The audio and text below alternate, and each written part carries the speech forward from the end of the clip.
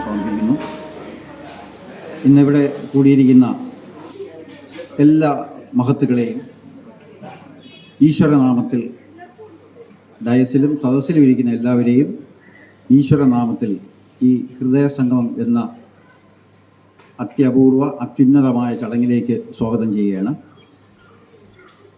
നമുക്ക് വിശിഷ്ട വ്യക്തികൾ എത്തിച്ചേരാനുണ്ട്. സമയം നമ്മൾ വളരെ കൃത്യമായി പരിപാലിക്കപ്പെടുന്നത് സംഘടനയുടെ ഒരു ആദർശനിഷ്ഠ എന്നുള്ളതുകൊണ്ട് നമ്മൾ കഴിയുന്നത്ര സമയം പരിപാലിക്കപ്പെടാൻ നമ്മൾ നിർബന്ധിതരാണ്. കാരണം നമുക്കൊന്ന് രണ്ട് സൂത്രവാക്യങ്ങൾ, ഇക്വേഷനുണ്ട്. സ്നേഹം ദൈവമാണ്, അതുകൊണ്ട് തന്നെ ദൈവം സ്നേഹമാണ്. സമയം ദൈവമാണ്, അതുകൊണ്ട് തന്നെ ദൈവം സമയവുമാണ്. ആഹാരം ദൈവമാണ്, അതുകൊണ്ട് ദൈവം ആഹാരവുമാണ്. അപ്പോൾ ഇത്തരത്തിൽ കുറേ നമ്മുടെ ഊർജം, എനർജി എന്ന് പറയുന്നതും ദൈവമാണ്. ഇതെല്ലാം വേസ്റ്റ് ചെയ്യുന്നത് നമ്മളെ ജീവിതം വേസ്റ്റ് ചെയ്യുന്നതിന് തുല്യമാണ്. ഇതെല്ലാം ഭഗവാൻ നമുക്ക് വെറുതെ തന്നിരിക്കുന്നത്. സമയത്തിൻ്റെ വില നമ്മൾ സമയം നഷ്ടപ്പെടുമ്പോൾ, നമ്മളെ ജീവിതം നഷ്ടപ്പെടുമ്പോഴാണ് അറിയുന്നത്. അതുകൊണ്ട് കൃത്യമായും നമ്മൾ സംഘടനയിൽ സമയക്രമീകരണം, സമയപരിപാലനം വളരെ നിഷ്ഠയാണ്. ലോകമെമ്പാടും പ്രേമസ്വരൂപനായ, സ്നേഹസ്വരൂപനായ സായീശ്വരൻ്റെ അവതാര പുരുഷൻ്റെ 99ാം ജന്മജയന്തി ലോകമെമ്പാടും, ഇന്ത്യയിലെന്നല്ല കേരളത്തിലെന്നല്ല, ലോകമെമ്പാടും ആഘോഷിക്കപ്പെടുകയാണ്. അതിൻ്റെ ഭാഗമായി നമ്മൾ തിരുവനന്തപുരം പോർട്ട് സമിതിയുടെ നേതൃത്വത്തിൽ ഈ 99ാം ജന്മജയന്തി ഈ 2024 നവംബർ മുതൽ അടുത്ത വർഷം 2025 നവംബർ വരെ നീണ്ടു നിൽക്കുന്ന വർഷാചരണ ആഘോഷ പരിപാടിയാണ്.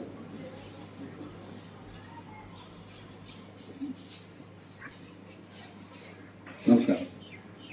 ഈ വർഷാചരണ ആഘോഷ പരിപാടിയുടെ ഭാഗമായിട്ടാണ് നമ്മളിവിടെ ഇന്നിപ്പോൾ ഹൃദയ സംഗമം എന്ന് പറയുന്നത്. നമ്മൾ ഇന്ന് മുതൽ സ്റ്റാർട്ട് ചെയ്യണം, ഒരാഴ്ച കാലം. ഈ 17-ാം തീയതി മുതൽ 23-ാം തീയതി വരെ സമാരംഭിക്കുന്ന വാരാചരണമാണ് നമ്മൾ തുടങ്ങിയിരിക്കുന്നത്.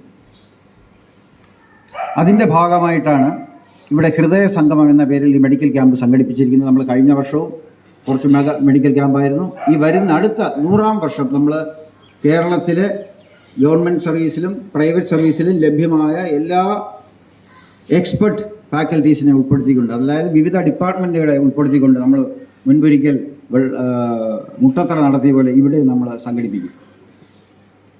ക്യാൻസർ, ആയുർവേദം, ഹോമിയോപ്പതി, അലോപ്പതി, ഡെൻ്റൽ, അലോപ്പതിയുടെ തന്നെ വിവിധ വിഭാഗങ്ങൾ ഉൾപ്പെടുത്തിക്കൊണ്ട് ഒരു മെഗാ മെഡിക്കൽ ക്യാമ്പായിരിക്കും വരാൻ പോകുന്നത്. നമ്മളതാണ് പറഞ്ഞത്. ഇപ്പോൾ നടക്കുന്നത് വാർഷികാചരണമാണ്, ഒരു വർഷക്കാലത്തെ പരിപാടികളാണ്. പറഞ്ഞു വന്നത്, നമ്മൾ എല്ലാവർക്കും പൊതുവെ സംശയമുണ്ട്.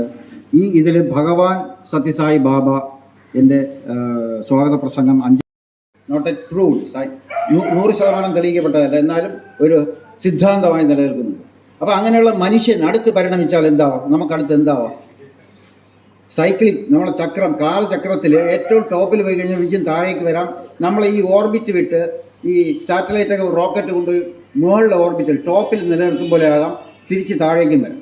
അപ്പോൾ നമ്മൾ മനുഷ്യൻ ഈ ജീവിത പരിണാമക്രിയയിൽ ഉയർന്ന ജീവികളായ മനുഷ്യന് ഇനി എന്താവാൻ കഴിയും എന്നുള്ളതാണ് അടുത്ത ക്വസ്റ്റ്യൻ. നമുക്കറിയാം മനുഷ്യന് പരിണമിച്ച് തിരികെ പോകാൻ കഴിയും. നമുക്കറിയാം, ഇന്ന് പത്രമാധ്യമങ്ങളിലൊക്കെ നിങ്ങൾക്ക് നിത്യേന കാണാൻ കഴിയും. മനുഷ്യൻ മൃഗീയ ലെവലും വിട്ട് പൈശാചിക ലെവലും വിട്ട് താഴേക്ക് പോകുന്ന അവസ്ഥയുണ്ട്. അങ്ങനെ മനുഷ്യന് താഴേക്ക് അധപ്പതിക്കാമെങ്കിൽ എന്തുകൊണ്ട് മനുഷ്യന് ഉയർന്ന് ദൈവീക ലെവലിലേക്ക് ഉയർന്നുകൂടാം? അതിന് എക്സാമ്പിളാണ്, നമുക്കറിയാം ഒരുപാട് ആൾക്കാരുണ്ട്. വിവേകാനന്ദൻ, മദർ തെരേസ തുടങ്ങി ഒട്ടനവധി സാമൂഹ്യ പരിഷ്കർത്താക്കൾ, നാരായണ ഗുരുദേവൻ, ചട്ടമ്പി സ്വാമികൾ, ഒരുപാട് പേരുണ്ട്. നമ്മൾ പേരെടുത്ത ഒരു നീണ്ട പട്ടിക തന്നെയുണ്ട്. അപ്പോൾ ഇവരെല്ലാം എന്തുകൊണ്ടാണ് അവർ ദൈവമായിട്ട് കണക്കാക്കുന്നത്? നമുക്കറിയാം ഒരു ഇക്വേഷൻ ഉണ്ട്, സമവാക്യം എന്ന് പറഞ്ഞാൽ ഒരു ചക്കയുടെ വില 100 രൂപയെങ്കിൽ 100 രൂപ ഈസ് ഈക്വൽ ടു ഒരു ചക്ക എന്ന് എഴുതാം. ഒരിക്കലും ചക്കയും 100 രൂപയും രണ്ടും രണ്ടാണ്. മാത്തമെറ്റിക്കൽ ഇക്വേഷനിൽ അത് തുല്യമാണ്. നമ്മളത് ക്രിയേറ്റ് ചെയ്ത് അതിൻ്റെ ഫലം കണ്ടുപിടിക്കാനും കഴിയും. ഇത്തരത്തിലുള്ള ഒരു ഇക്വേഷനാണ്. നമുക്കറിയാം, വിശക്കുന്നവൻ്റെ മുമ്പ് ദൈവം എന്ന് പറയുന്നത് വെളിയിൽ നിന്നും വരേണ്ട കാര്യമില്ല. അവൻ്റെ മുമ്പ് ആഹാരമായിട്ട് വന്നാൽ മതി. അസുഖം പിടിപെട്ട് രോഗം കൊണ്ട് കഷ്ടപ്പെടുന്നവൻ്റെ മുമ്പ് ദൈവം വേറെ രൂപത്തിലൊന്നും വരേണ്ട കാര്യമില്ല. മരുന്നായിട്ട്, ആശ്വാസകനായിട്ട് വന്നാൽ മതി. അത് തന്നെയാണ് ദൈവം. സ്വർഗത്തിൽ നിന്ന് വരേണ്ട കാര്യമില്ല. ആശ്രയമേറ്റ് നടക്കുന്നവന് എന്താണ്? ഒരു ആശ്രയ സങ്കേതമായി, അഭയകേന്ദ്രമായിട്ട് മാറുന്നതാണ് ഈശ്വരൻ. അപ്പോൾ ഇത്തരത്തിൽ ഇതെല്ലാം ചെയ്യുന്ന മനുഷ്യരെ നമുക്ക് ഇക്വേറ്റ് ചെയ്ത് ദൈവമാക്കി മാറ്റാം. പിന്നെ വേറൊരു ഇക്വേഷൻ പറഞ്ഞാൽ സകലതും സൃഷ്ടാവ് ഒരു ഈശ്വരനേ ഉള്ളൂ. ആ ഈശ്വരൻ്റെ സൃഷ്ടിയാണ് സകലതുമെങ്കിൽ നമ്മൾ ഈശ്വരൻ്റെ സന്താനങ്ങളാണ് എല്ലാവരും. നമ്മളെ ജാതി കൊണ്ടോ രാഷ്ട്രീയം കൊണ്ടോ മതം കൊണ്ടോ ഒന്നും വേർതിരിക്കാൻ കഴിയില്ല. അത് നമ്മളെ ആശയങ്ങൾ, ഇഷ്ടമുള്ള ആശയങ്ങളും സിദ്ധാന്തങ്ങളും നമുക്ക് കൊണ്ടുവരാം. പക്ഷേ അടിസ്ഥാനപരമായി നമ്മളെല്ലാം മനുഷ്യരാണ്. നമ്മൾ ഒരേ സൂര്യനും ഒരേ ഓക്സിജനുമാണ് നമുക്ക് പ്രകൃതി ഒരുക്കിയിരിക്കുന്നത്. ജനിക്കുന്നത് ഒരുപോലെ, മരിക്കുന്നത് ഒരു വ്യത്യാസമില്ല. വ്യത്യാസങ്ങളെല്ലാം നമ്മൾ ഉണ്ടാക്കുന്നത്. അവിടെയാണ് ദൈവതുല്യരായ മനുഷ്യരെ കഷ്ടപ്പെടുന്നവൻ്റെ കഷ്ടപ്പാടൊറ്റാൻ, നിരാശ്രയം നടക്കുന്നവൻ്റെ ആശ്രയം കൊടുക്കാൻ, അഭയമില്ലാതെ നടക്കുന്നവൻ അഭയം കൊടുക്കാൻ, ആഹാരമില്ലാതെ വിദ്യാഭ്യാസമില്ലാതെ ഇതെല്ലാം കൊടുക്കുന്നവൻ 100%. ശ്രീകൃഷ്ണനെ കുറിച്ച് ഒരുപാട് വിമർശനമുണ്ട്. പക്ഷേ അദ്ദേഹം ധാർമ്മികനായിരുന്നു. 16,000 സ്ത്രീകളെ ജരാസന്ധൻ എന്ന രാക്ഷസൻ സ്വേച്ഛ കൊണ്ട് സ്വന്തം താല്പര്യത്തിന് വേണ്ടി ജയിലിൽ അടച്ചിരുന്നപ്പോൾ ജരാസന്ധനെ വധിച്ചതിന് ശേഷം ഇവരെ സ്വതന്ത്രരാക്കി ഇവരെ നിരാശ്രയരായപ്പോൾ ആശ്രയം കൊടുത്ത വ്യക്തിയാണ് നമ്മൾ 16,000 എന്നൊക്കെ പറഞ്ഞ് നടക്കുന്നത്. എന്നിട്ട് ജരാസന്ധൻ്റെ രാജ്യം പുള്ളി എടുത്തില്ല, അടുത്ത അവകാശിക്ക് കൊടുക്കുന്നു.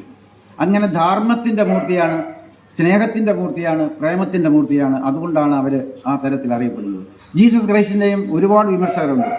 സ്വയം രക്ഷപ്പെടാത്താൻ ഒരാൾക്ക്, അതായത് അറിയാം ശത്രുക്കൾ അദ്ദേഹത്തെ അതിക്രൂരമായി ഒരു മനുഷ്യനെ അന്ന് വരെ ഏൽപ്പിക്കാത്ത പീഡനം കൊടുത്തപ്പോൾ അതിൽ നിന്നും രക്ഷ നേടാൻ അദ്ദേഹത്തിന് കഴിഞ്ഞില്ല.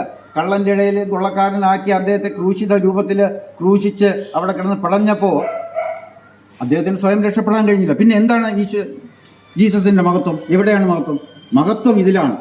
ഇത്രയും പീഡിപ്പിച്ചപ്പോഴും ജനങ്ങളോടുള്ള അതിയായ വാത്സല്യം, സ്നേഹം കൊണ്ട് അദ്ദേഹം ഈശ്വരനോട്, ഒരുപക്ഷെ അന്ന് അദ്ദേഹം ഈശ്വരനോട് ഇവരെല്ലാം ഇടിവെട്ടി അല്ലെങ്കിൽ തീമഴ പെയ്ച്ച് നശിപ്പിക്കട്ടെ എന്ന് പറഞ്ഞിരുന്നെങ്കിൽ അത് സംഭവിച്ചേനെ. പക്ഷെ അത് അദ്ദേഹം പറഞ്ഞില്ല.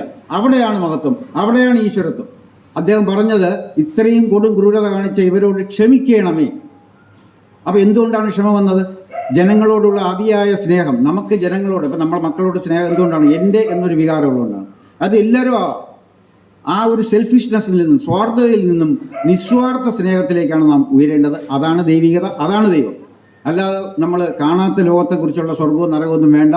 നമുക്ക് സ്നേഹം കൊണ്ട് ഇവിടെ സ്വർഗവും സൃഷ്ടിക്കാം, കോപവും വിദ്വേഷവും പകയും കൊണ്ട് നിങ്ങൾക്ക് നരകവും സൃഷ്ടിക്കാം. അത് സമൂഹത്തിലായാലും വീട്ടിലായാലും സംഘടനയായാലും ഏതിലായാലും ജാതിമത രാഷ്ട്രീയത്തിലെല്ലാം സംഘടിപ്പിക്കാം. പരസ്പരം വിട്ടുവീഴ്ച. അപ്പോൾ സ്നേഹത്തിന് ചില ക്വാളിറ്റീസ് ഉണ്ട്. എന്താണ്?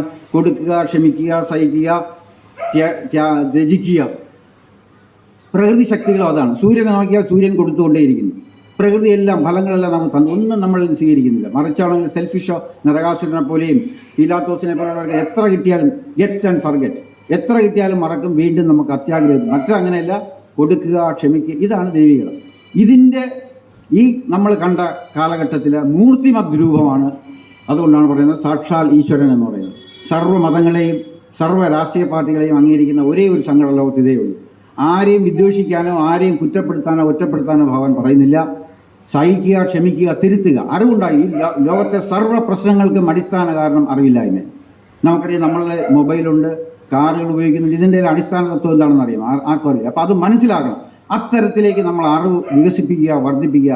അറിവില്ലായ്മ കൊണ്ടാണ് നമുക്ക് പല അബദ്ധങ്ങളും പറ്റുന്നത്, ജീവിതത്തിൽ പല പരാജയങ്ങളും സംഭവിക്കുന്നത്, പല തെറ്റുകളും ചെയ്യുന്നത്. അപ്പോൾ അപ്പോൾ എന്താ പറയുക, അറിവ്, ജ്ഞാനം എന്ന് പറയുന്നതും ദൈവമാണ്. നോളജ്, വിസ്ഡം, അതാണ്. അപ്പോൾ ഇത് നമുക്ക് ഭൂമിയിൽ തന്നെ ഇതെല്ലാം സൃഷ്ടിക്കാം. നിങ്ങൾക്ക് സ്വർഗവും നരകവും സൃഷ്ടിക്കാം, അറിവുണ്ടെങ്കിൽ. ശരിയായ അറിവ്. തെറ്റായ അറിവിനെ നമ്മൾ അന്ധവിശ്വാസം എന്നാണ് പറയുന്നത്. അതുകൊണ്ട് ശരിയായ അറിവ് ആർജിക്കുക. നിങ്ങളെല്ലാം സ്നേഹസമ്പന്നരാകുക.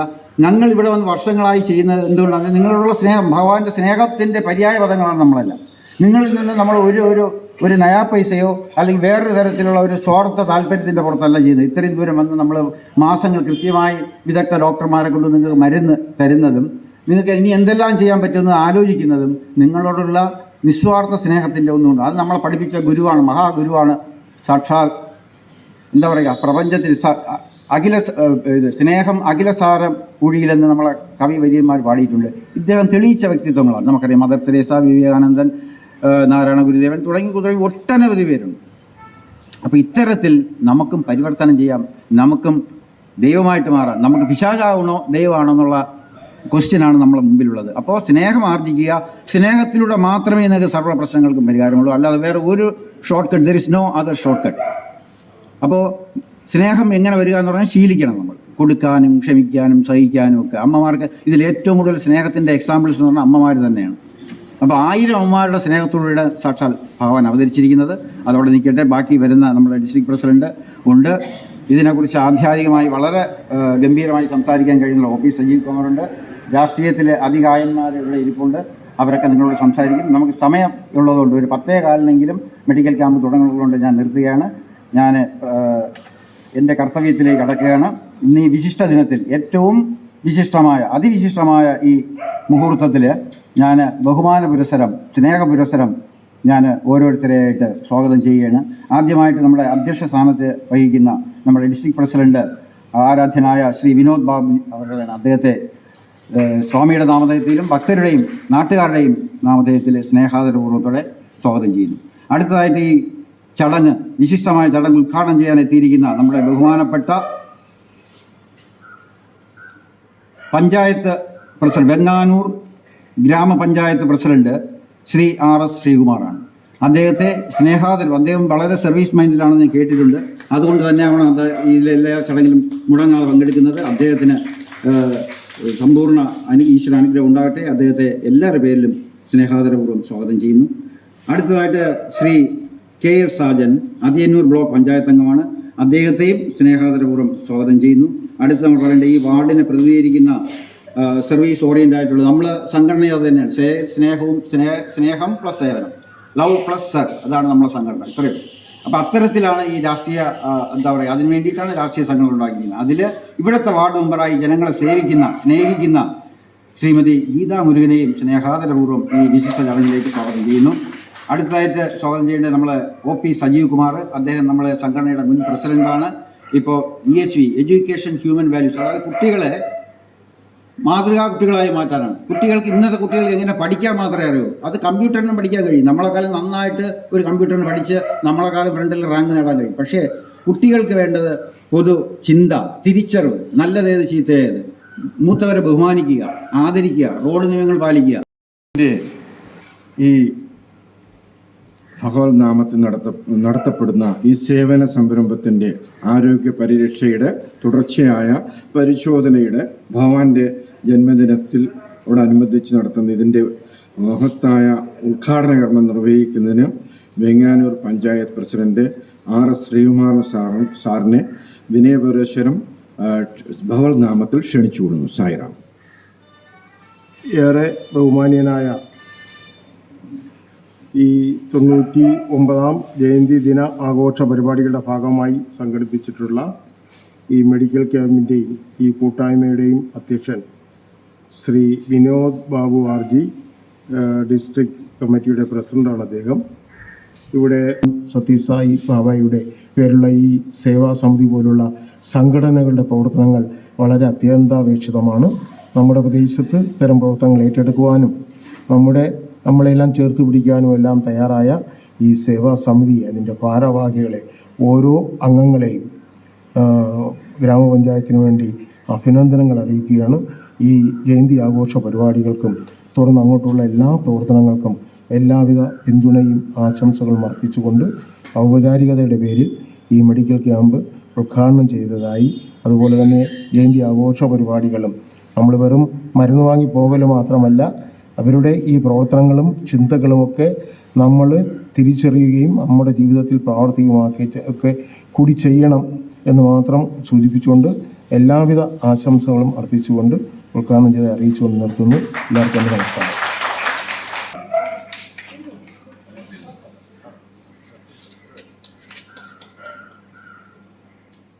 സ്വാമി പ്രഖ്യാപിക്കുന്നു. ഇവിടെ ഒരു സൗജന്യ ഹോസ്പിറ്റൽ സ്ഥാപിക്കാൻ ഞാൻ പോവുകയാണ്. അവിടുത്തെ ചികിത്സ മുഴുവൻ സൗജന്യമാണെന്ന് പറഞ്ഞപ്പോൾ മൊത്തം പുട്ടപ്പർത്തിയെല്ലാം ലോകം മുഴുവൻ ഒന്ന് കിടുങ്ങി. കാരണം സൗജന്യമായിട്ടൊരു ചികിത്സാ ആതുരാലയം നിർമ്മിക്കുക എന്ന് പറഞ്ഞാൽ ലോകത്തിൽ വത്തിക്കാനിൽ പോലും നടന്നിട്ടില്ല, സൗദി അറേബ്യയിൽ പോലും നടന്നിട്ടില്ല. ലോകത്തിലെ ഏറ്റവും വലിയ റിച്ച് കൺട്രികളാണ്, ഇവിടെയൊന്നും നടന്നിട്ടില്ല. പക്ഷേ ഇതിങ്ങനെ നടക്കുമെന്ന് തോന്നിയപ്പോൾ ഞാൻ കണ്ട കാര്യം പറയാം. 90 സ്വാമി പ്രഖ്യാപിച്ചു. 91 മേയിൽ പുട്ടപ്പർത്തിയിൽ ഞാൻ സന്ദർശനത്തിൽ പോയാണ്, സേവാദളായിട്ട് പോയപ്പോഴേ പുട്ടപ്പർത്തിയിൽ ഈ പറഞ്ഞ 1.5 ലക്ഷം ചതുരശ്ര മീറ്റർ വ്യാപ്തിയുള്ള സ്ഥലം ഇങ്ങനെ ചുമന്ന മണ്ണായിട്ട് കിടക്കുകയാണ്. അവിടെ യാതൊരു അനക്കവും നടന്നില്ല. ആലോചിച്ച് നോക്കണം, 91 നവംബറിൽ ഹോസ്പിറ്റലിൽ വന്നിട്ട് അവിടെ സർജറി നടക്കുമെന്ന് സ്വാമി 90 നവംബറിൽ ജന്മദിനത്തിൽ പ്രഖ്യാപിച്ചു. 91 മെയ്യിൽ ഞാൻ അവിടെ പോയപ്പം അവിടെ യാതൊരു അനക്കവുമില്ല. 1-2 ട്രാക്ടർ അവിടെ ഉണ്ട്, ഊക്ഷരമായ ഭൂമി. പക്ഷേ 91 നവംബർ 23-ാം തീയതി, ഇത് ഞാൻ കണ്ട കാര്യമാണ്, അത്ഭുതമല്ല, ഇമാജിനേഷൻ അല്ല, ഉട്ടോപ്യനല്ല, അപസർപ്പക നോവലല്ല. എങ്ങനെയാണെന്നറിയാം? 91 നവംബർ 23-ാം തീയതി 1.5 ലക്ഷം ചതുരശ്ര മീറ്ററുള്ള അടിയുള്ള, അതായത് യുണൈറ്റഡ് കിങ്ഡത്തിന് സമാനമായ റാണിയുടെ പാലസിന് സമാനമായ ഒരു സൗധം ഉയർന്നു വന്നു. ഈ within the period of 7 months, 7 മാസം കൊണ്ട് ഇതെങ്ങനെ സാധിക്കും?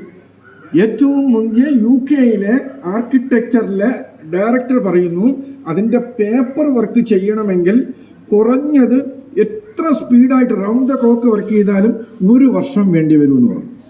അവിടെയാണ് 1.5 ലക്ഷം ചതുരശ്ര മീറ്ററുള്ള ഒരു സൗധം, മനോഹരമായ ആതുരാലയം അവിടെ പടുത്തുയർത്തി 7 മാസം. ഇത് കണ്ണുകൊണ്ട് കണ്ടതാണ്, നമ്മൾ ഇവിടെ ഇരിക്കുന്ന പലരും കണ്ടതാണ്.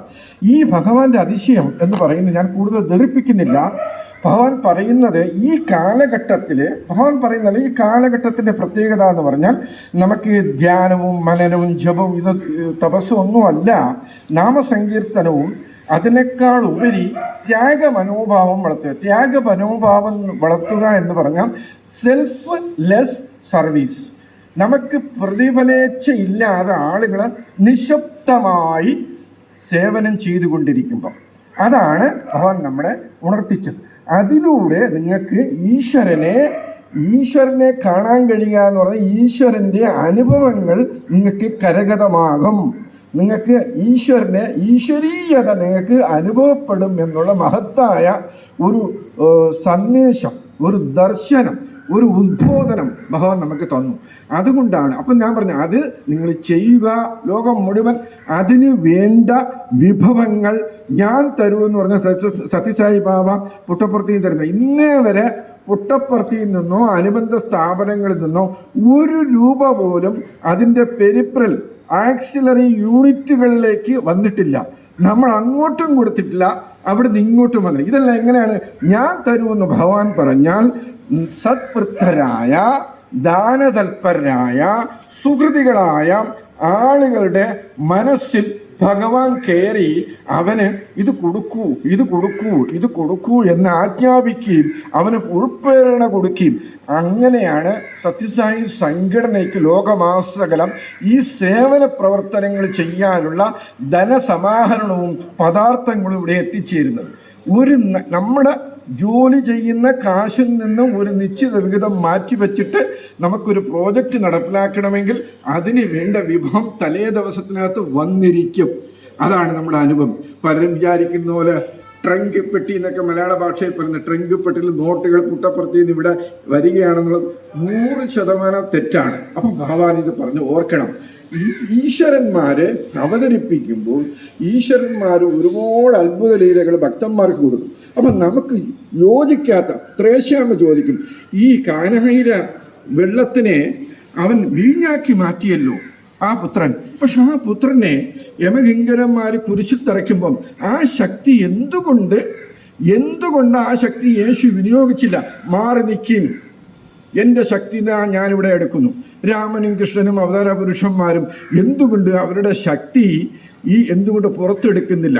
അതിൽ സത്യം എന്താണെന്ന് പറഞ്ഞാൽ, പ്രവാചകന്മാരും അവതാര പുരുഷന്മാരും ദൈവപുത്രന്മാരും ലോകത്തിൽ അവതരിപ്പിച്ചു കഴിഞ്ഞാൽ അവരുടെ സ്വന്തം ഇച്ഛയ്ക്ക് വേണ്ടി സ്വന്തം ശക്തിയെ ഒരു കാരണവശാലും വിനിയോഗിക്കുകയില്ല എന്ന് പറഞ്ഞാൽ മഹത്തായ ത്യാഗ സന്ദേശത്തിൻ്റെ ആധാരശിലയാണ് നമുക്ക് പകർന്നു കിട്ടുന്നത്.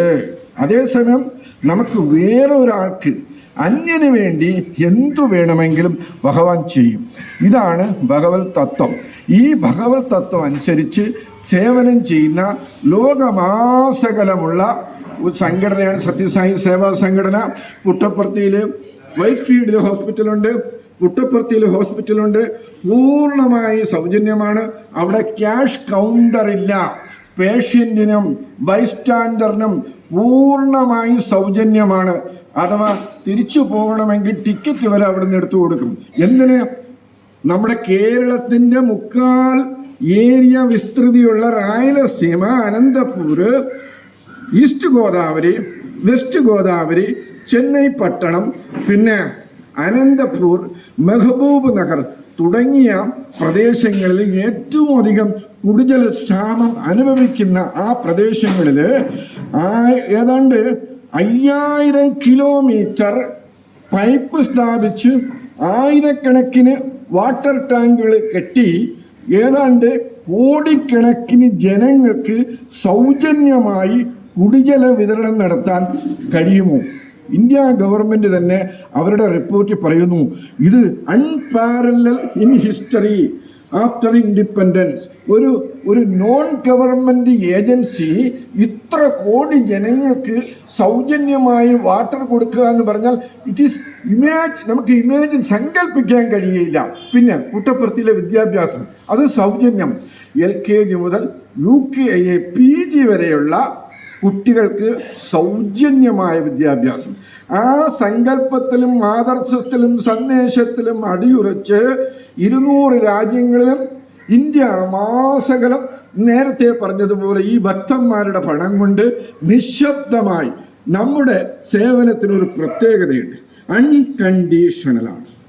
സേവനം ചെയ്യുമ്പോൾ ഉപാധിരഹിതമായ സ്വാർത്ഥരഹിതമായ ത്യാഗബുദ്ധിയോട് കൂടിയ സേവനത്തിന് മാത്രമേ ഈശ്വരീയ എന്ന് പറയാൻ പറ്റൂ.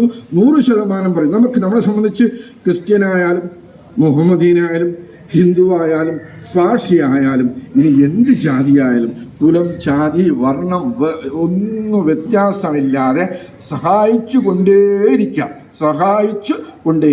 ഇതാണ് ഭഗവാൻ സത്യസായി ബാബ നമ്മളെ പഠിപ്പിച്ചത്. അതനുസരിച്ചുള്ള ഒരു എളിയ പ്രവർത്തനമാണ് നമ്മൾ ചെയ്യുന്നത്. നമ്മളിവിടെ ചെയ്യുന്നു എന്നൊരു ഡൂവർഷിപ്പ്, കർത്തൃത്വ ബോധം നമുക്ക് അശേഷമില്ല. നമ്മളെ നല്ല ഉപകരണമാക്കി ഭഗവാൻ മാറ്റണമേ എന്ന് ഉത്തരോത്തരം പ്രാർത്ഥിച്ചുകൊണ്ട് എൻ്റെ അധ്യക്ഷ പ്രസംഗം ഇവിടെ നിർത്തുന്നു. ഇവിടെ ഈ അധ്യക്ഷൻ വഹിച്ച RS ശ്രീകുമാർ സാറ് ഇവിടുത്തെ ഒരു ജനകീയമായ ഒരു പഞ്ചായത്ത് പ്രസിഡന്റാണ്. നമുക്ക് ആർക്കും പറയാം സുത്യർഘ്യമായ സേവനമനുഷ്ഠിപ്പിൻ നിശബ്ദം, ഞാൻ നേരത്തെ പറഞ്ഞ നിശബ്ദമായി സേവനമനുഷ്ഠിക്കുന്ന ഒരു ജനപ്രതിനിധികൾ. ഇങ്ങനെയുള്ള ജനപ്രതിനിധികൾ ഈ പച്ചത്തുരുത്തിൽ ജീവിച്ചിരിക്കുന്നത് കൊണ്ടാണ് ഈ രാജ്യം ഇത്രയെങ്കിലും പുഷ്കലമായി മുന്നോട്ട് പോകുന്നു. ഈ ആസുരികമായ ദുഷ്ടകരമായ ഒരു രാക്ഷസീയമായ കാലഘട്ടത്തിൽ നന്മയുള്ള മനസ്സുകളുള്ള ജനപ്രതിനിധികൾ എവിടെയൊക്കെ ഉണ്ടോ, അതുകൊണ്ട് ഈ രാജ്യം വീണ്ടും നമുക്ക് പ്രതീക്ഷ നൽകുന്നു. അദ്ദേഹത്തിനെയും പിന്നെ നമ്മുടെ സംഘടനയുടെ മുൻ പ്രസിഡന്റ് പ്രോട്ടോക്കോൾ അനുസരിച്ച് ജനപ്രതിനിധി ഗീതാ മുരുകൻ, ഗീതാ മുരുകൻ, അദ്ദേഹം ഇവിടുത്തെ ഒരു ജനപ്രതിനിധിയാണ്. അവരുടെ സേവനത്തിനെ മാനിച്ചുകൊള്ളുന്നു. അതുകൊണ്ട് നമ്മുടെ മുൻ ജില്ലാ പ്രസിഡന്റ് സച്ചു, നമ്മുടെ ആദരണീയനായ ഡോക്ടർ ലക്ഷ്മി, നമ്മുടെ ശിവശങ്കരൻ സാറ്, നമ്മുടെ NSS കരയോഗത്തിൻ്റെ വിജയകുമാർ എൻ്റെ ക്ലാസ്മേറ്റാണ് അദ്ദേഹം, പിന്നെ വരാൻ പോകുന്ന സാധനവരെ എല്ലാവരെയും അനുസ്മരിച്ച് നന്ദിപൂർവ്വം വണങ്ങി നമസ്കരിച്ചുകൊണ്ട് നിങ്ങളെ എല്ലാം വണങ്ങിക്കൊണ്ട് ഈ ഭഗവാന്റെ 99ാം ജന്മദിനത്തിൽ ഇനി അടുത്ത വർഷം ഇവിടുത്തെ കൺവീനർ പറഞ്ഞതുപോലെ ഏറ്റവും നന്നായിട്ടൊരു സേവനം ചെയ്യാൻ ഭഗവാൻ നമ്മളെ പ്രാപ്തരാക്കണമേ എന്ന് പ്രാർത്ഥിച്ചുകൊണ്ട് ഈ അധ്യക്ഷ പ്രസംഗം പ്രത്യേകാലാവാൻ പോവുകയാണ്. നേരത്തെ തന്നെ പറഞ്ഞു, സമയത്തിൽ കൃത്യനിഷ്ഠ പാലിക്കുന്ന ഒരു സംഘടനയാണ്. അതാണ് നമ്മുടെ ജീവിതത്തിൽ ഇല്ലാത്തതും അതാണ്. പക്ഷേ പല സംഘടനകളിലും അതിലൊരു സംഘടന ഇങ്ങനെ പറഞ്ഞതിൽ വളരെ സന്തോഷമുണ്ട്. നമ്മുടെ ഈ യോഗത്തിൻ്റെ അധ്യക്ഷൻ വിനോദ് ബാബു സാറ്, ഉദ്ഘാടനം ചെയ്ത നമ്മുടെ പ്രസിഡന്റ് ശ്രീകുമാർ അവർ, ആശംസാ പ്രസംഗം നടത്തുന്ന വിജയൻ സാറ്, സജീവ് കുമാർ സാറ്, നന്ദി പറയുന്ന അജയകുമാർ സാറ്, നമ്മളെ ഡോക്ടേഴ്സ്, മറ്റ് നമ്മുടെ ഈ സേവനം ഫലപ്രദമാക്കുന്ന നമ്മുടെ ഗ്രാമത്തിലെ നിവാസികൾ, പിന്നെ പ്രത്യേകിച്ച് ഈ സേവാസമിതിയുടെ ഉദ്യോഗസ്ഥർ, ഭാരവാഹികൾ, നമ്മുടെ മെഡിക്കൽ ക്യാമ്പിൻ്റെ ആൾക്കാർ, എല്ലാവർക്കും നമസ്കാരം. എല്ലാ കാര്യവും പറഞ്ഞു കഴിഞ്ഞു. എങ്കിലും ഇതൊരു വലിയൊരു കാര്യമാണ്. ഭഗവാന്റെ 99ാമത് ജന്മദിനത്തിൽ എന്നെയും ഇതിനൊരു ഭാഗഭാഗത്താക്കിയതിൽ വളരെ സന്തോഷമുണ്ട്. അപ്പം ഈ 99ാം ജന്മദിനത്തിൽ ഭഗവാന്റെ അനുഗ്രഹം നമുക്ക് എല്ലാവർക്കും ഉണ്ടാകട്ടെ എന്ന് ആദ്യം ആശംസിക്കുന്നു. കുറേ നാളുകൊണ്ട്, എത്രയെന്ന് എനിക്കറിയില്ല, കുറേ നാളുകൊണ്ട് നമ്മുടെ ഈ കരയോഗത്തിൽ ഇങ്ങനെ ഒരു മെഡിക്കൽ ക്യാമ്പ് നടക്കുകയാണ്. അത് എല്ലാ ജനങ്ങളും പ്രയോജനപ്പെടുത്തുന്നു എന്നതിൽ സന്തോഷമുണ്ട്. അപ്പം ഞാനിപ്പോൾ ഇവിടെ വന്നപ്പോഴും ഒരാൾ ചോദിച്ചു അടുത്ത ക്യാമ്പ് ഇവിടെ അല്ലേ മാറ്റുന്നു എന്ന് ചോദിച്ചു. അപ്പോൾ എനിക്ക് അതിനെപ്പറ്റി വ്യക്തമായിട്ട് അറിഞ്ഞുകൂടാ. ഞാൻ പറഞ്ഞിട്ടുണ്ട്, ഇവിടെ ചോദിക്കാൻ പറഞ്ഞിട്ടുണ്ട്. അപ്പോൾ എല്ലാ ഇതിലും നല്ല ഒരു എന്താണ് പറയേണ്ടതെന്ന് അറിയില്ല. നമ്മുടെ ഇതിൽ ഒരു ഹെഡിങ് എന്ന് പറയുന്ന പ്രേമാമൃതധാര ഹൃദയ സംഗമം. ഇന്ന് നമ്മുടെ മനുഷ്യർക്കില്ലാത്ത ഒരൊറ്റ കാര്യവും ഹൃദയമാണ്. നന്മയുള്ളൊരു ഹൃദയം ഇന്ന് അപൂർവങ്ങളിൽ അപൂർവമേ ഉള്ളൂ.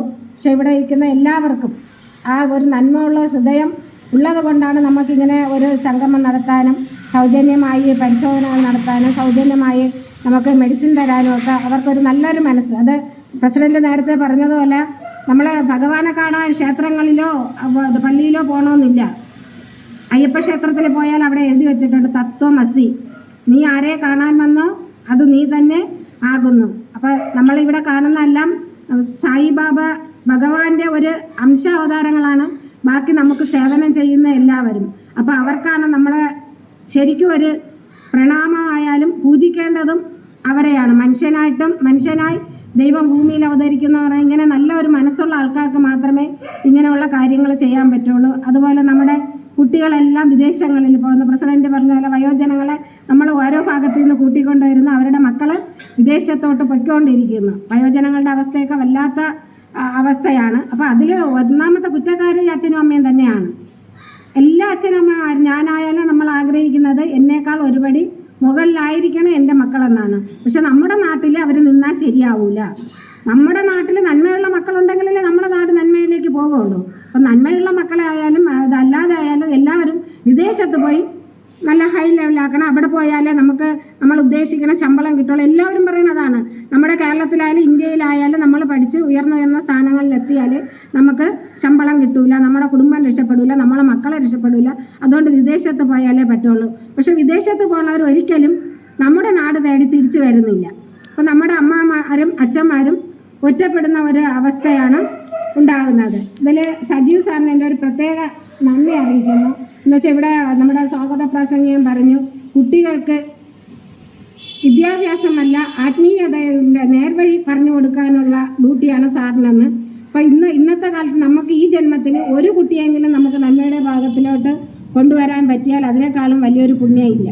പണ്ടൊക്കെ നമ്മുടെ വീട്ടിൽ ആരെങ്കിലും വന്നാലും നമ്മൾ ഉടനെ എണീക്കും. എത്ര ഇതായാലും നമ്മുടെ ഒരു മുതിർന്ന ആളാണെങ്കിൽ നമ്മൾ കണ്ട ഉടനെ എണീറ്റ് ആരെന്നറിഞ്ഞില്ലെങ്കിൽ അമ്മ അച്ഛ ഒരാൾ വന്നു എന്ന് പറയും. ഇന്നത്തെ മക്കൾ ഒന്നും അറിയുന്നില്ല. അവർക്ക് ഈ ഒരു ഇതേ ഉള്ളൂ. കുനിഞ്ഞിരുന്ന വീട്ടിൽ ആര് വന്നോ പോയോ ഒന്നും അവരറിയുന്നില്ല. അതാ ഇപ്പോഴും ഞാനൊരു കല്യാണത്തിന് പോയപ്പോഴും പുതിയ പെണ്ണും പുതിയ ചെറുക്കനും അവർ നല്ല അടിപൊളിയായിട്ട് ഇരിക്കുന്നുണ്ട്. ഒരാൾ വന്ന് ഞാൻ കണ്ട കാര്യമാണ്, ഒരാൾ വന്നിട്ട് അവരറിഞ്ഞില്ല. ആ വന്ന ആൾ ഈ പയ്യനെ തോണ്ടി വിളിക്കേണ്ട ഒരു സാഹചര്യമാണ് ഉണ്ടായത്. രണ്ടുപേരും ഒരുപോലെ ഫോണിൽ അവർ എന്താ ഇപ്പം അറിയാമല്ലോ, അതാണ് ചെയ്തുകൊണ്ടിരിക്കുന്നത്. അപ്പം നമ്മുടെ കുഞ്ഞുങ്ങളുടെ അവസ്ഥ ഇതാണ്. ഇന്നിപ്പോൾ ഇപ്പം നേരത്തെ പ്രസിഡന്റ് പറഞ്ഞാൽ ഇവിടെ ചെറുപ്പക്കാരും പക്ഷെ ഒരു ഫോണിൻ്റെ സംഗമം വെച്ചെങ്കിൽ ഇവിടെ നമുക്ക് കയ്യും കാലും വെക്കാൻ പറ്റാത്ത അവസ്ഥയായിരിക്കും. അത്രയ്ക്ക് ജനമായിരിക്കും. അപ്പോൾ അതാണ് ഇന്നത്തെ നമ്മുടെ അവസ്ഥ. ഇപ്പോൾ സാറിന് വലിയൊരു നന്ദി രേഖപ്പെടുത്തിക്കൊണ്ട് നമുക്കങ്ങനെ സാർ ആ ഒരു ശരിക്കും പറഞ്ഞാൽ ഒരു റിസ്ക് തന്നെയാണ് ഇന്നത്തെ കുട്ടികളുടെ ഈ കാര്യങ്ങളൊക്കെ പറഞ്ഞ്. അവർക്ക് വേറെ കാര്യങ്ങളൊക്കെ നമ്മുടെ മക്കളെല്ലാം അങ്ങനെയാണ്. നമ്മുടെ ക്ഷേത്രത്തിൽ പക്ഷെ പള്ളിയിൽ പോകണത് അങ്ങനെയല്ല കേട്ടോ. പള്ളിയിൽ അവർ കൃത്യമായിട്ട് 3 മാസമായ പ്രായമായ കൈക്കുഞ്ഞിനെയും കൊണ്ടാണ് അവർ പള്ളിയിൽ പോണത്. നമ്മുടെ ഉള്ള ഒരു പള്ളി ഇന്നലെ വൃശ്ചികമാണ്. ഞാനിവിടെ അടുത്ത അയ്യപ്പ ക്ഷേത്രത്തിൽ പോയാണ്. നമ്മുടെ വയസ്സായ ആൾക്കാരല്ലാതെ ചെറുപ്പക്കാരെന്ന് പറയാൻ അപൂർവം പേര് മാത്രമേ ഉള്ളൂ. വരുന്നവരും ഒന്ന് അയ്യപ്പനെ കാണും, പിന്നെ അവർക്ക് സൗകര്യം അപ്പുറത്തിരുന്ന് ഈ തോണ്ടലാണ് ജോലി. ഇതാണ് നമ്മുടെ നാടിൻ്റെ അവസ്ഥ. അപ്പോൾ ഇങ്ങനെ ഈ അവസ്ഥകൾ മാറ്റാൻ വേണ്ടി നമ്മുടെ സായി ഗ്രാമത്തിലെ ഭാരവാഹികൾ മുന്നിട്ടിറങ്ങിയതിൽ വളരെ സന്തോഷമുണ്ട്. അപ്പോൾ അതിന് ഭഗവാന്റെ അനുഗ്രഹം എല്ലാവർക്കും ഉണ്ടാകട്ടെ എന്ന് ആശംസിക്കുന്നു. വീണ്ടും ഇതിൻ്റെ ഭാരവാഹികൾക്ക് ചെറുപ്പക്കാരായിരിക്കണം. ചെറുപ്പം എന്ന് വെച്ചാൽ ഇപ്പോൾ ഇരിക്കണവർ ചെറുപ്പം ഉദ്ദേശിക്കുന്ന ആയുസ്സിൻ്റെ കാര്യത്തിൽ ചെറുപ്പമായി ഭഗവാൻ ആയുസ്സും ആരോഗ്യം ഒരുപാട് നന്മ ഈ നാട്ടിന് ചെയ്യാൻ വേണ്ടി നിങ്ങൾക്ക് ആയുസ്സും ആരോഗ്യം നൽകട്ടെ എന്ന് പറഞ്ഞുകൊണ്ട് എല്ലാവിധ ആശംസകളും നിർത്തുന്നു. നന്ദി, നമസ്കാരം. നൽകുന്ന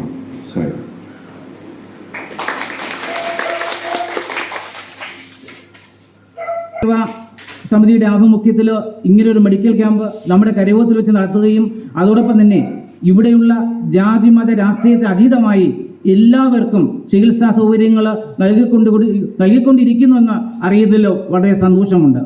കാരണം ഇതൊരു സമുദായ സംഘടന സ്ഥാപനമാണെങ്കിൽ തന്നെയും നമ്മൾ അതിൽ നിന്നെല്ലാം വ്യത്യസ്തമായിട്ട് എല്ലാ വിഭാഗങ്ങൾക്കും ഈ ആനുകൂല്യങ്ങൾ ഉണ്ടാകണം, ജീവകാരുണ്യ പ്രവർത്തനങ്ങൾ ലഭ്യമാകണം എന്ന അടിസ്ഥാനത്തിൽ തന്നെയാണ് ഞങ്ങൾ ഈ ഹാള് സൗജന്യമായിട്ട് വിട്ടുകൊടുത്തിരിക്കുന്നത്.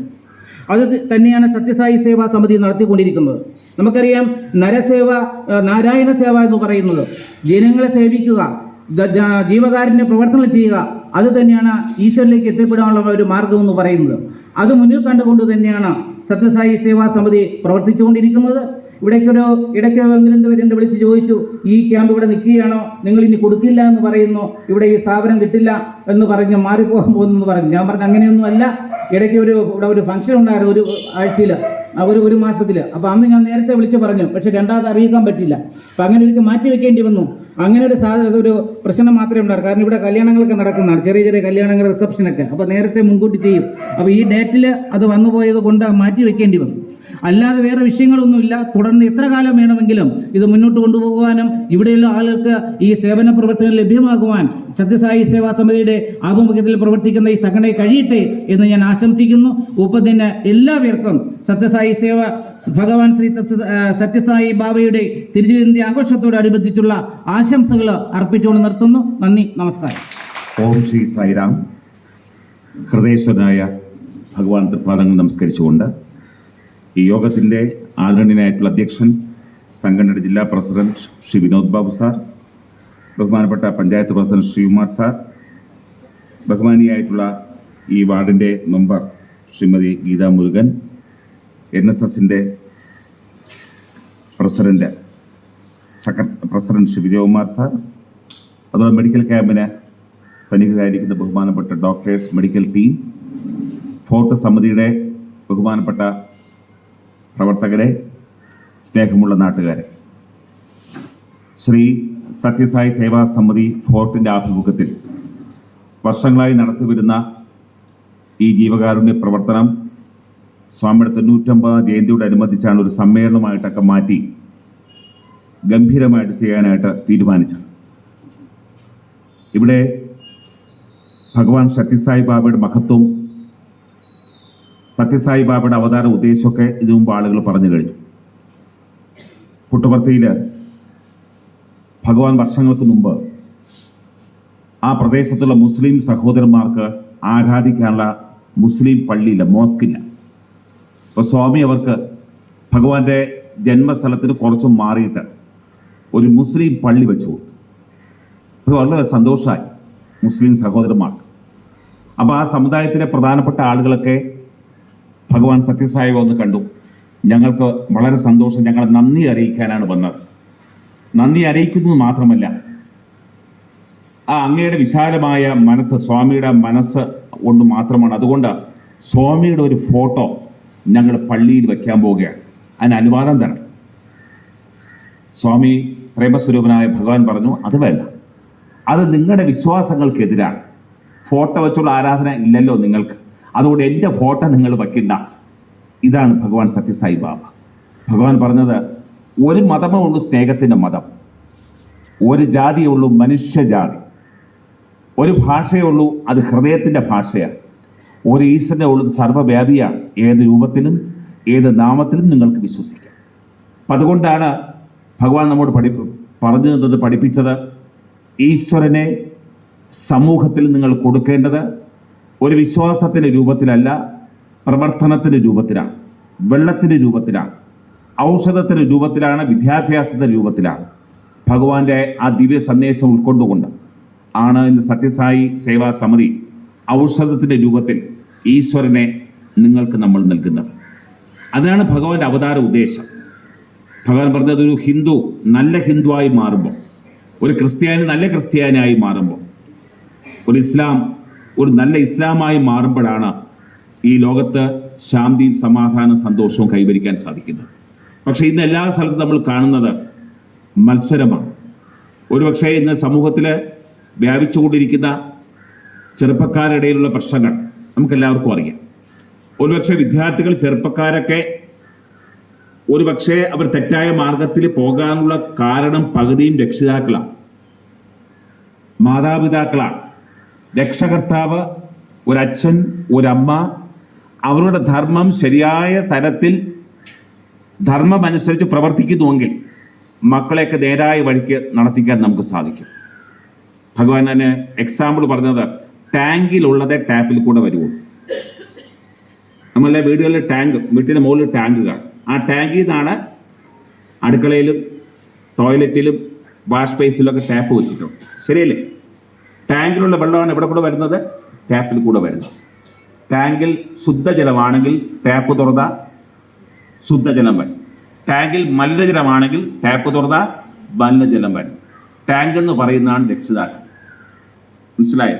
നമ്മുടെ നന്മ, നമ്മുടെ സത്യസന്ധത, നമ്മുടെ പോസിറ്റീവിസം, അതാണ് കുട്ടികളിലേക്ക് പോകുന്നത്. നമ്മൾ എന്തെങ്കിലുമൊക്കെ തിന്മകൾ ഉണ്ടെങ്കിൽ നമ്മുടെ സംസാരം, നമ്മുടെ സംസ്കാരം, നമ്മുടെ ഇടപെടൽ, നമ്മുടെ സത്യസന്ധത, ഇതൊക്കെയാണ് കുട്ടികളിലേക്ക് പകുതിയും വ്യാപിക്കുന്നത്. ശരിയല്ലേ? ഞാനൊരു അധ്യാപകനോട് നമുക്കറിയാം, ചില കുട്ടികൾ ദേഷ്യം വന്ന പച്ചയ്ക്ക് തെറിയ വിളിക്കുന്നു. കുട്ടിയെ കുറ്റപ്പെടുത്തിയിട്ട് കാര്യമില്ല, അവ എന്നും കേൾക്കുന്നത് അതാണ് വീട്ടിൽ നിന്ന്. മനസ്സിലായാലും കാരണം അവൻ വളർന്നു വന്ന സാഹചര്യം അതാണ്. ടാങ്കിലുള്ളത് ടാപ്പിൽ കൂടെ വരും. ടാങ്ക് ആരാണ്? നമ്മളാണ്. ആദ്യം നന്നാവേണ്ട ആരാണ്? നമ്മളാണ്, ഇല്ലേ? ശരിയല്ലേ? കുറച്ചൊക്കെ നമ്മൾ നന്നായാൽ നമ്മൾ കുട്ടികൾ നന്നാവും. ഒരിക്കലും കുട്ടികളോട് ശാപവാക്കുകൾ പറയരുത്. നമ്മളെന്താണ് ഒരു കാലത്ത് നന്നാവില്ലടാന്ന് പറയും, നിവർത്തിയില്ലാന്നാണ് പറയുന്നത്. അങ്ങനെ പറയാൻ പാടില്ല. അവൻ നന്നാകാൻ വേണ്ടിയുള്ള എന്തെങ്കിലുമൊക്കെ ഞാൻ ശരിയാക്കി കൊടുത്തിട്ടുണ്ടോ? ആ കുട്ടിയെ ഈശ്വര വിശ്വാസത്തിലേക്ക് കൊണ്ടുവന്നോ? നന്മയുടെ പാതിലേക്ക് കൈപിടിച്ച് ഉയർത്താൻ സാധിച്ചോ? ആ കുട്ടിയെ മറ്റുള്ള സ്നേഹിക്കാൻ ഞാൻ പഠിപ്പിച്ചോ? അല്ലേ?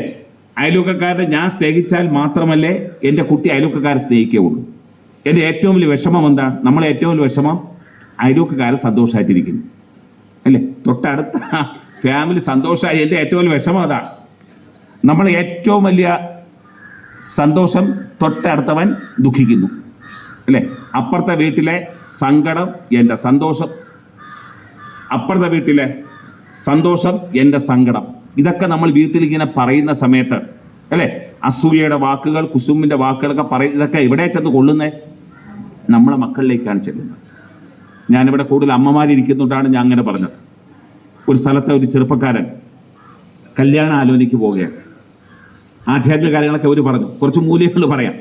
അപ്പോൾ അവിടെ നോക്കുന്ന സമയത്ത് ആ വീട്ടിൽ 3 പെൺകുട്ടികളുണ്ട്, കല്യാണപ്രായമായിരിക്കുന്ന 3 പെൺകുട്ടികൾ. മൂത്ത കുട്ടിക്ക് 30 വയസ്സ്, രണ്ടാമത്തെ പെൺകുട്ടിക്ക് 26 വയസ്സ്, ഏറ്റവും ഇളയ കുട്ടിക്ക് 20 വയസ്സ്. ബ്രോക്കർ പയ്യനെ കൊണ്ടുവന്നു. അപ്പോൾ ബ്രോക്കർ ചെറുപ്പക്കാരനോട് പറഞ്ഞു, ഇവിടെ 3 പെൺകുട്ടികളുണ്ട്, നീ 30 വയസ്സുള്ള കുട്ടിയെ കല്യാണം കഴിച്ചാൽ 10 ലക്ഷം രൂപ സ്ത്രീധനം തരാം, 10 ലക്ഷം. 26 വയസ്സാണെങ്കിൽ 7 ലക്ഷം തരാം. നീ 20 വയസ്സുള്ള കുട്ടിയെ കെട്ടുന്നുവെങ്കിൽ 5 ലക്ഷം തരാം. മനസ്സിലായോ? അപ്പോൾ 20 വയസ്സുള്ള കുട്ടിയെ കിട്ടിയാൽ എത്ര? 5 ലക്ഷം. 26 ആണെങ്കിൽ 7 ലക്ഷം, 30 ആണെങ്കിൽ 10 ലക്ഷം. മനസ്സിലായോ? അപ്പോഴാണ് ചെറുപ്പക്കാരൻ ചോദിക്കുന്നു, ഇവിടെ 32 വയസ്സുള്ള കുട്ടിയുണ്ടോ? എനിക്ക് അല്പം കൂടെ എന്ത് കിട്ടും? സ്ത്രീധനം കിട്ടും. നമ്മുടെ ആഗ്രഹങ്ങൾ ഇങ്ങനെയാണ്. മനസ്സിലായാൽ എത്ര കിട്ടിയാലും മതി വരില്ല, അല്ലേ? നമ്മളിങ്ങനെ ഓട്ടമാണ് ജീവിതത്തിൽ. ഇങ്ങനെ എന്താണ്? ഓട്ടം. ഈ ഓട്ടം എവിടെ ചെന്നിരിക്കുന്നു? വെട്ടിപ്പിടിക്കാൻ, നേടാൻ, അല്ലേ? ഭൗതികമായ ആഗ്രഹങ്ങൾ, സ്ഥാനങ്ങളുടെ പിന്നാലെ, നേട്ടങ്ങളെ പിന്നാലെ, ആഗ്രഹങ്ങളെ പിന്നാലെ ഓടിക്കൊണ്ടിരിക്കുന്നു. പക്ഷെ ഇവിടെ ഭഗവാൻ പറയുന്നു, നീ ഇങ്ങനെ ഞാനാണിതെല്ലാം ചെയ്യുന്നു എന്നുള്ള കാര്യത്തിൽ നീ സ്വന്തമായി ഇങ്ങനെ ഓടിക്കൊണ്ടിരുന്നാൽ അതിങ്ങനെ ആ ഓട്ടം ഒരിക്കലും അവസാനിക്കില്ല. ആ ഓട്ടത്തിൽ ഈശ്വരനെ ഒപ്പം കൂട്ടിയാൽ ആ റേസ് എന്ന് പറയുന്നത്, റേസ് എന്ന് വെച്ചാൽ ഓട്ടം, അത് ഗ്രേസായി മാറും, അനുഗ്രഹമായി മാറും. നമ്മൾ ഈശ്വരീയത മറന്ന്, ഈശ്വര വിശ്വാസം മറന്ന്, അല്ലേ? ഇതൊന്നും നീ കാണല്ലേ ഈശ്വര, എൻ്റെ കയ്യിരിപ്പൊന്നും ഇതാണ്, അല്ലേ? ഈശ്വരനെ മറന്ന്, ഈശ്വരീയത മറന്ന് എന്തോ വെട്ടിപ്പിടിക്കാൻ, നേടാൻ ഇങ്ങനെ ഓട്ടമാണ്. ശരിയല്ലേ? രാവിലെ നമ്മൾ ഓടിക്കൊണ്ടിരിക്കുക, ഏറ്റവും കൂടുതൽ ഓടുന്ന അമ്മമാരാണ്. ജീവിതത്തെ 2 അറ്റവും കൂട്ടിപ്പിടിക്കണം. നമ്മൾ പറയുന്നത് ഓട്ടം ഓടിക്കോളൂ, ഓടാൻ കാര്യം നടക്കില്ല. ഓട്ടം ചെയ്യുമ്പോൾ ആര് കൂടെ വേണം? ഈശ്വരൻ കൂടെ വേണം. ഈശ്വരനായിക്കോട്ടെ, വിശ്വാസത്തോടെ നാമജപത്തോടെ ഉള്ളിൽ നാമം പറഞ്ഞുകൊണ്ട്, അല്ലേ? അങ്ങനെ ആകുമ്പോൾ നമ്മുടെ ഓട്ടം ശരിയായ ഓട്ടമായിരിക്കും. സ്വാമി വിവേകാനന്ദൻ അമേരിക്കയിലേക്ക് പോവുകയാണ്, കപ്പലിലാണ് പോകുന്നത്. പെട്ടെന്ന് അവസാനിപ്പിക്കുക. അപ്പോൾ തൊട്ടടുത്തൊരു ചെറുപ്പക്കാരെ ഇരിപ്പുണ്ട്. നേരത്തെ പറഞ്ഞല്ലോ, ആളുകളൊക്കെ വിദേശത്ത്, മക്കളെല്ലാം വിദേശത്ത് പോകുന്നു. അപ്പോൾ ചെറുപ്പക്കാർ ഇന്ത്യക്കാരനാണ്. എൻ്റെ വീട് എവിടെ? എൻ്റെ വീട് UP-യിലാണ്. നീ എവിടെയാണ് പോകുന്നത്? സ്വാമി വിവേകാനന്ദൻ ചോദിക്കുകയാണ് ചെറുപ്പക്കാരനോട്, ഞാൻ അമേരിക്കയിൽ ഉപരിപഠനത്തിന് പോവുകയാണ്. ശരി, നീ എന്തിനാണ് ഉപരിപഠനത്തിന് പോകുന്നത്? എന്താ സ്വാമി ഇങ്ങനെയൊക്കെ പോകുന്നതിനാണ്? ജോലി കിട്ടാനാണ്. ഞാൻ അവിടെ പോയി പഠിച്ച് ഉപരിപഠനം കഴിഞ്ഞ് നല്ല ജോലി സമ്പാദിക്കും. സ്വാമി വിവേകാനന്ദൻ ചോദിച്ചു, എന്നിട്ടെന്താ? നല്ല ജോലിയൊക്കെ ലഭിച്ചാൽ അവിടെയുള്ള ഒരു അമേരിക്കക്കാരെ തന്നെ ഞാൻ കെട്ടി അവിടെ തന്നെ അങ്ങ്. വീണ്ടും സ്വാമി വിവേകാനന്ദൻ, എന്നിട്ടെന്താ സ്വാമി? കല്യാണം കഴിഞ്ഞ കുട്ടികളുണ്ടാവും. എന്നിട്ട് ഈ ചെറുപ്പക്കാരൻ ദേഷ്യം തുടങ്ങി. എന്നിട്ടെന്താ? എനിക്ക് എൻ്റെ ഭാര്യയ്ക്കും ജോലിയുണ്ട്, മക്കളൊക്കെ നല്ല നിലയിൽ പഠിപ്പിക്കും, അവരെ അവിടെ കല്യാണം കഴിപ്പിച്ചൊക്കെ റെഡിയാക്കി നല്ല നിലയിൽ ഞാൻ മുന്നോട്ട് പോകും. സ്വാമി വിവേകാനന്ദൻ എന്നിട്ട് ഈ ചോദ്യം കേട്ടപ്പോൾ ചെറുപ്പക്കാരൻ ഇഷ്ടപ്പെട്ടില്ല. എന്നിട്ടെന്താ? ഞാനങ്ങ് മരിക്കുമെന്ന് പറഞ്ഞു. അപ്പോൾ സ്വാമി വിവേകാനന്ദൻ ചോദിച്ചു, നീ മരിക്കാൻ വേണ്ടി അമേരിക്കയിൽ പോകണമെന്ന് ചോദിച്ചു. മനസ്സിലായില്ലേ? മരിക്കാൻ വേണ്ടി എവിടെ പോകണം? ലക്ഷ്യമില്ല. എന്തിനാണ് നമ്മുടെ ജീവിതത്തിൽ ഇങ്ങനെ ഓട്ടമാണ്? ലക്ഷ്യമില്ല. എങ്ങോട്ടാണ് എൻ്റെ യാത്ര?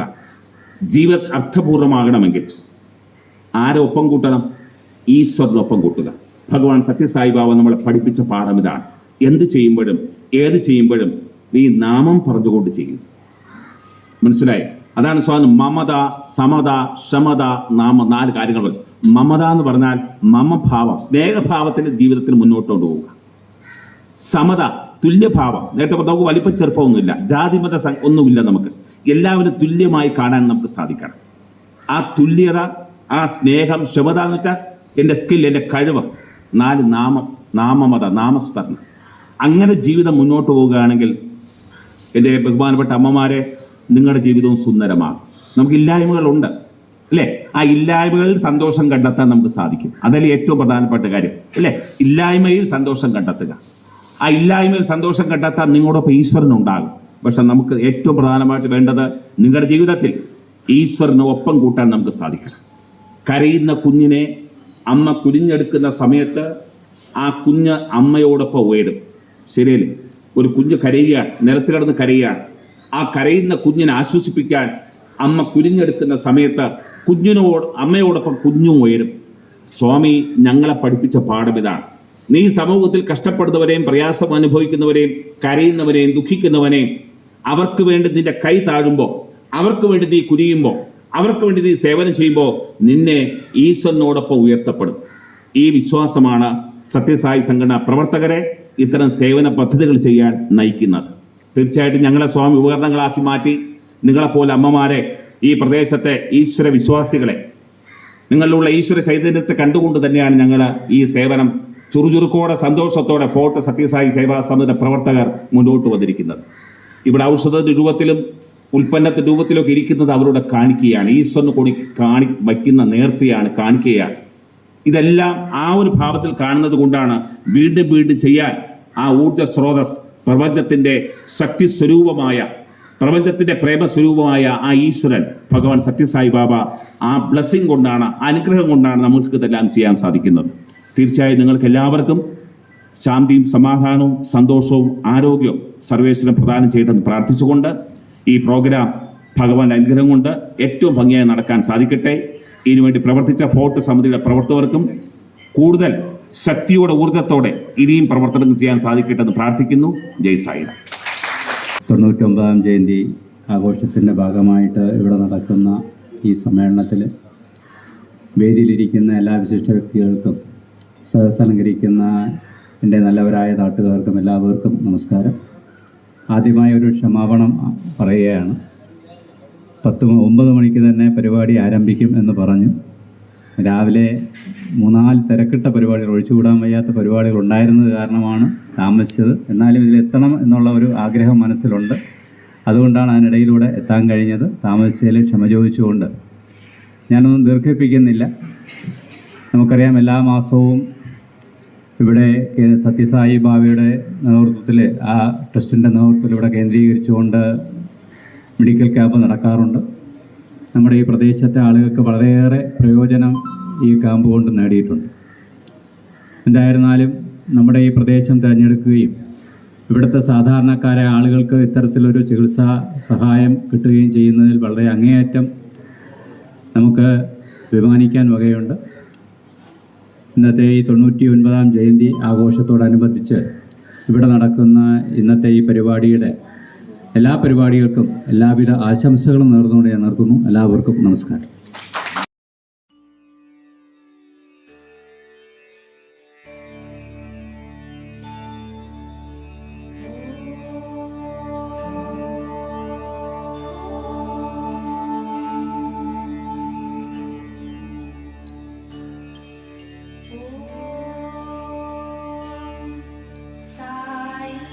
साईश्वराय विद्महे सत्यदेवाय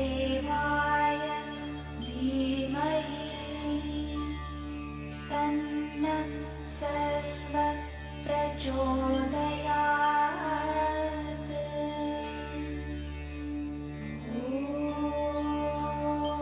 ॐ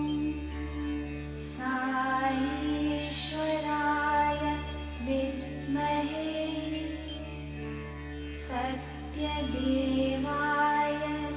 धीमहि तन्नः सर्वः प्रचोदयात्।